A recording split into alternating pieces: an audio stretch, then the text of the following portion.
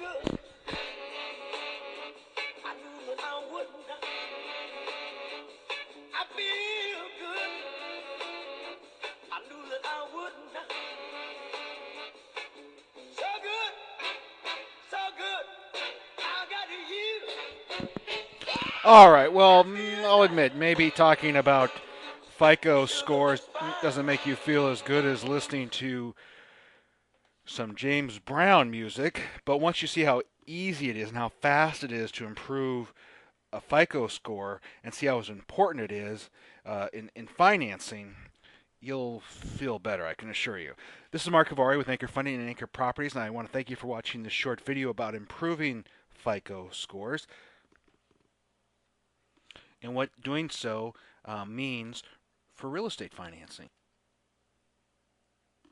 Now, before I show you how easy it is and how fast we can work on getting FICOs up, um, I want to show you why it's so important. Um, and I think the easiest way to do that here is take a look at what this is called a rate sheet that we're looking at right here, which is what mortgage bankers like myself get and receive each day. Now, I don't want to get into the weeds on this rate sheet, compare an example of here's a purchase and here's a refinance and with this lender or that lender, just basically to show a concept. And this concept's fundamental, across the boards. But here's, for example, on a cash out refinance here.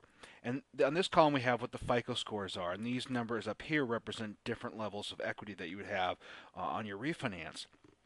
And so, for example, if you were financing here up to 80% of the value of your property and your FICO score was 639, it would cost you 2.75 points.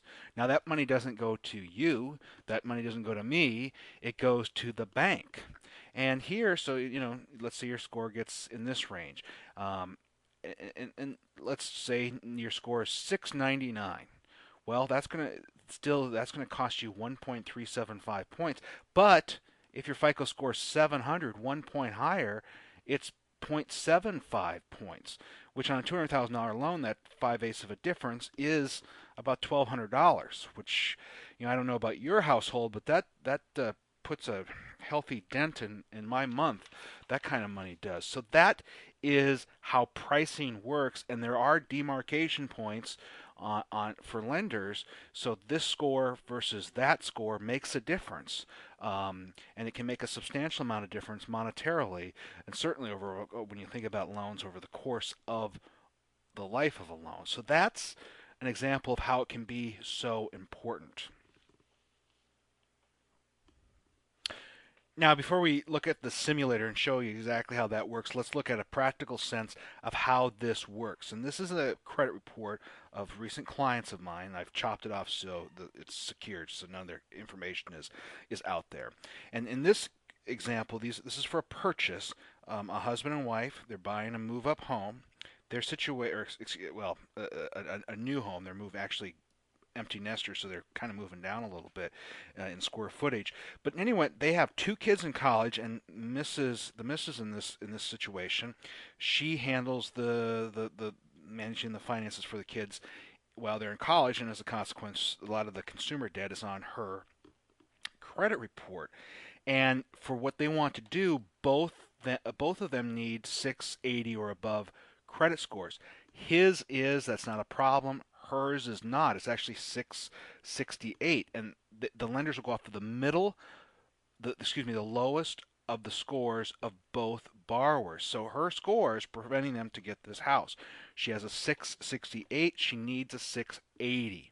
So we looked at her credit report, and and we're not going to go line by line, but look at this. Here is a credit card.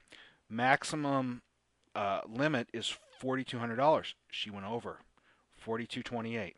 That's really bad for credit scoring. Okay?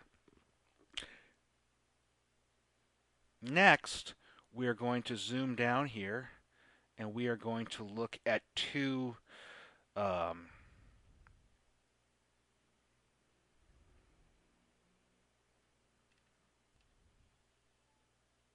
right, well, here we are.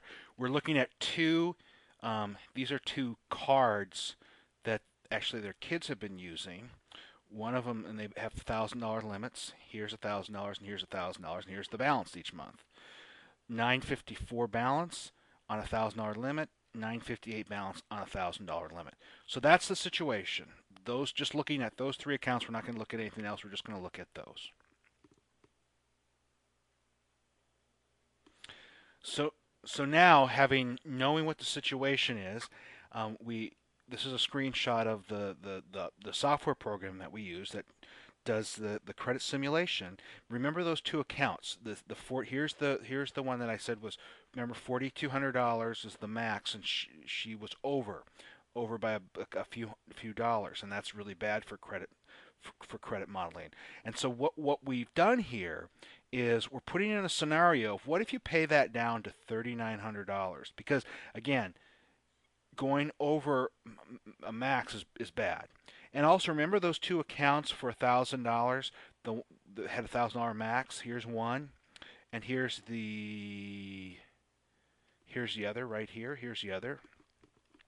Another thing that's bad is to go over the it's the scores are better if you don't go over half. So just paying those down to 450. Remember, they had about $950 balances on both of them. So we plug in those dollar amounts, saying, what if that's the situation?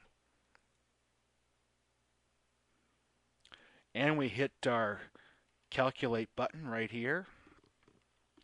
And you can see here now that's 3,900. Those accounts, one's 450, the other one's 450. Change in credit score, 18 points.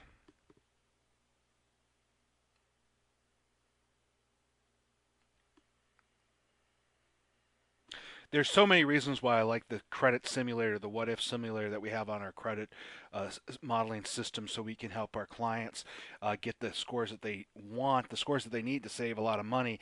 And one of the reasons why I like it is it's really straightforward, and it's above board. It's highly ethical. I mean, who among us, in that example that we just saw, it was what, just about $1,300 for them to get into the house that they wanted, $1,300 paying down on accounts that they probably would have paid down the next month anyways, and got them into the house that they wanted to.